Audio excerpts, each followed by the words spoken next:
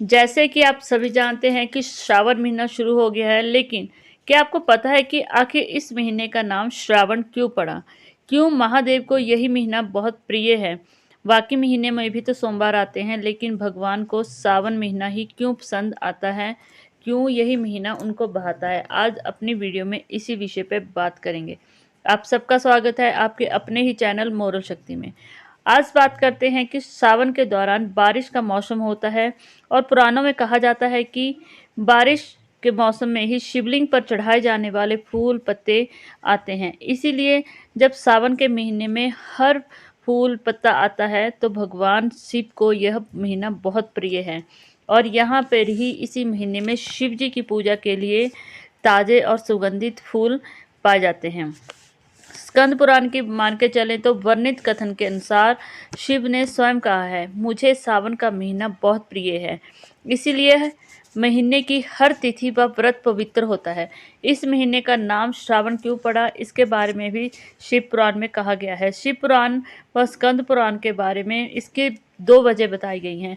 पहला, इस महीने में पूर्णिमा तिथि पर श्रावण नक्षत्र होता है, और दूसरा, शिव ने सनंत कुमार को बताया कि इसका महत्व सुनने योग्य है और जिससे सिद्धि मिलती है, इसीलिए इसको श्रावण कहा जाता है।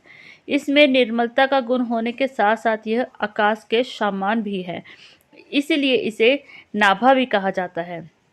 सावन मास का महत्व बताते हुए अंगिरा ऋषि ने कहा है कि जो इंसान मन व इंद्रियों को बस में करके श्रावण मास में व्रत रखता है, उसको तीर्थों में जाने जितना फल प्राप्त होता है, उस मनुष्य को तीर्थों पर जाकर स्नान करने की आवश्यकता नहीं होती।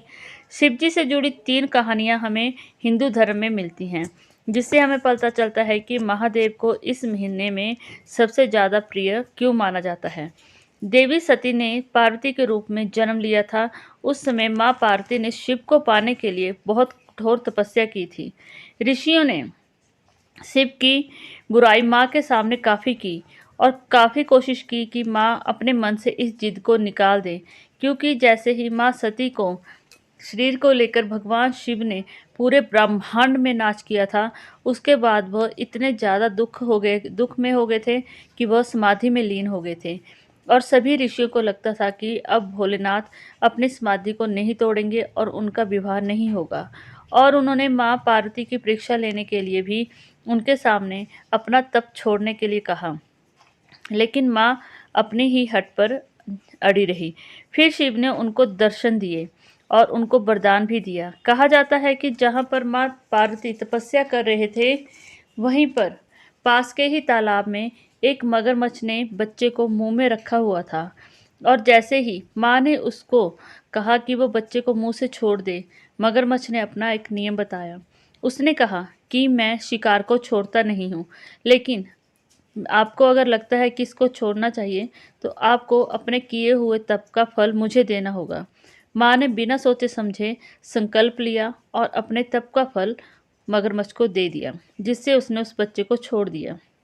जैसे ही माँ संकल्प लेके पीछे हटे तो वो अचानक देखने लगे कि वहाँ पर मगरमच्छ और बच्चा दोनों ही गायब हो गए। तभी महादेव आए और उन्होंने पार्वती को कहा कि हे पार्वती, मैं तुम्हारी परीक्षा ले रहा था, इसीलिए तुम्हें दोबारा से तपस्या नहीं करनी पड़ेगी, क्योंकि तूने अपने तपस्या का जो फल था वो मगरमच्छ यानी मुझे ही दिया है। मैं ही मगरमच्छ के रूप में आया था, इसीलिए तुमने तपस्या भी मेरे लिए ही की थी। पार्वती की इसी तपस्या से खुश होकर महादेव ने उनको अपनी पत्नी के रूप में चुना था। हिंदू धर्म में दूसरी कहानी बताई जाती है कामदेव की। शिव को कामातक भी कहा जाता है कि ब्रह्मा जी ने से एक बार राक्षस तारकासुर ने 2 वरदान पाए। पहला वरदान तीनों लोकों में उसका ही बोलवाला हो, क्योंकि वह जानता था कि शिव अपनी समाधि में जा चुके हैं और उनका कोई पुत्र है भी नहीं और आगे पुत्र होने की कोई संभावना भी नहीं है। वरदान पाकर तारकासुर ने तीनों लोकों पर विजय पाई और हर तरफ हाहाकार मच गया। देवता ब्रह्मा जी के पास गए तो ब्रह्मा जी ने बताया कि शिव पुत्र के हाथों ही तारकासुर की मृत्यु होगी। ब्रह्मा जी को पता था कि पार्वती शिव जी को पति रूप में पाने के लिए तपस्या कर रही हैं, इसीलिए उन्होंने पार्वती की तरफ भी नहीं देखा। इस बात को देखकर भगवान ब्रह्मा और विष्णु जी दोनों ही चिंता में थे। फिर भी दैत्यों का वध करना असंभव था, तब इंद्र ने कामदेव से कहा कि वह जाकर शिवजी के मन में पार्वती माता के प्रति अनुराग जगाए। कामदेव ने जैसे ही पुष्पबाण ध्यान मगर शिव पर चलाया, शिवजी क्रोधित हो उठे और उनका तीसरा नेत्र खुलते ही कामदेव भस्म हो गए। कामदेव की पत्नी ने शिव से अनुरोध किया कि उनके पति को वो वापस पाना चाहते हैं और प्रार्थना की कि वो उनके पति को जीवित कर दे। शिव ने शांत होकर कहा कि कामदेव का सिर्फ शरीर ही नष्ट हुआ है, उनकी आत्मिक शक्ति नष्ट नहीं हुई है। आंतरिक शक्ति होने के कारण वह हर मनुष्य की देह में निवास करेंगे। वह और कहा कि वह कृष्ण अवतार के समय में कृष्ण के पुत्र प्रद्युम्न के रूप में जन्म लेंगे और तुम फिर उनको अपने पति के रूप में पा सकोगी। उस समय रति ने मायावती के रूप में जन्म लिया था। एक कहानी और बताई जाती है, पौराणिक ग्रंथों में बताया जाता है कि अशुभ से शुभ होने के बारे में बताया जाता है। इस महीने में भगवान के जो भी उपासना करता है उसकी जिंदगी में हर कार्य शुभ ही होता है। नर्मदा किनारे धर्मपुर नाम का सुंदर नगर था। उसमें विश्वानगर नाम का एक ब्राह्मण अपनी पत्नी के साथ रहता था। दोनों शिव भक्त थे। वह उन्हें पुत्र पाने के लिए वरदान मांगा। शिव ने उनके पुत्र के रूप में जन्म लेने के लिए हाँ कही। शिव के वरदान के अनुसार उनके घर एक पुत्र हुआ जिसका नाम गृहपति था। जब वह 11 वर्ष का था तो उसके हाथ देखकर नारद जी ने भविष्यवाणी की थी कि साल भर के भीतर ही उसके साथ कुछ बुरा होगा और वह आग से जुड़ा होगा। माँ बाप को दुखी देखकर बेटे से रहा नहीं गया और उसने अपने माँ बाप को चेतावना देते हुए कहा कि वह महादेव को इतना ज़्यादा प्रसन्न करेगा कि सारा ही संकट टल जाएगा। माता पिता की आज्ञा पाकर गृहपति शिव नगर काशी में पहुंचा और वहां उसने गंगा के मणिकर्णिका घाट पर स्नान किया और पूरा साल शिवलिंग की पूजा की। जब नारद जी द्वारा बनाए हुए अनिष्ट का समय आया तो इंद्र देवता प्रकट होकर उससे वरदान मांगने को कहा। उसने वरदान मांगने से इनकार कर दिया और कहा कि उसने शिव की भक्ति की है और वरदान भी शिव ही देंगे। यह सुनकर इंद्र क्रोधित हो उठा और बालक को मारने के लिए गदा उठाई।